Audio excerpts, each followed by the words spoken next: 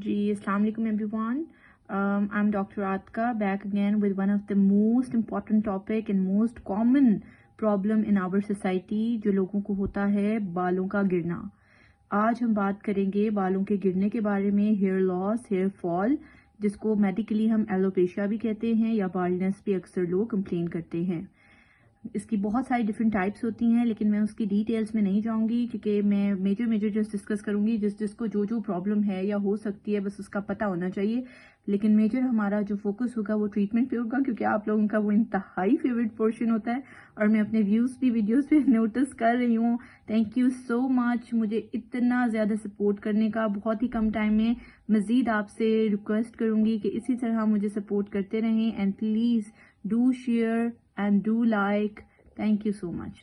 आज बात हो रही है हेयर लॉस की, जिसे हम एलोपेशिया या बाल्डनेस कहते हैं. इसकी कुछ टाइप्स होती हैं: एंड्रोजेनिक, एलोपेशिया एरियाटा, सिकाट्रिशियल या एनागन इफ्लूवियम. एंड्रोजेनिक वो होता है जिसमें मेल पैटर्न या फीमेल पैटर्न में हम डिवाइड करते हैं, यानी कि अक्सर ये आप मैं आपसे आगे पिक्चर शेयर करूंगी. लड़कों में ना ये एक इस तरह का गंजपन होना स्टार्ट हो जाता है जो आपके टेम्पोरल यानी कि कानों के ऊपर वाला जो हिस्सा होता है वहां से पहले बाल गिरना शुरू होते हैं, फिर आहिस्ता आहिस्ता वो दरमियान में पीछे से गंज आना शुरू हो जाती है. और इसके एज स्पेसिफिक नहीं होता, ठीक है.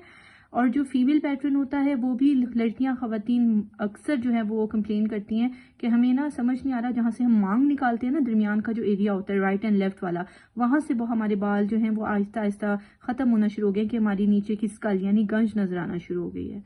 एक इसकी टाइप होती है हमारे पास एलोपेशिया एरियाटा जिसे कहते हैं, यानी कि कुछ लोगों में ना पैचेस में हेयर लॉस होना शुरू हो जाता है कहीं कहीं से, जगह से.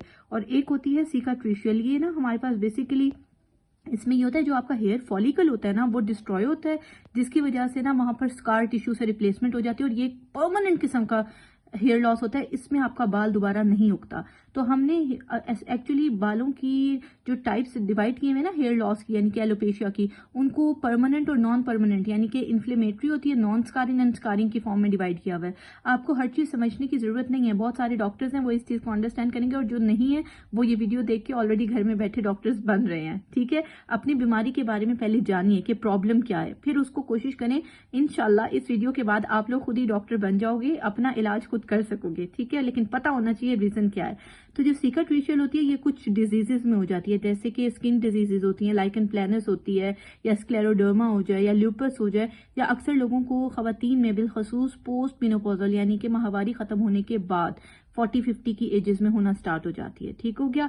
और एक हमारी टाइप आती है एनागन इफ्लूवियम. एनागन इफ्लूवियम बेसिकली ऐसा एक पैथोलॉजिकल होता है कि जो रेडिएशन या कीमोथेरेपी पे लोग जिनकी हो रही होती है उनके बाल गिरना शुरू हो जाए. तो ये चंद हमने hair loss with the types discuss किए हैं, लेकिन आपको ये मेजर पता जरूर होना चाहिए. थोड़ा सा अपने नॉलेज रखो बीमारी के बारे में. नेक्स्ट में मैं आपसे अगला डिस्कस करती हूँ.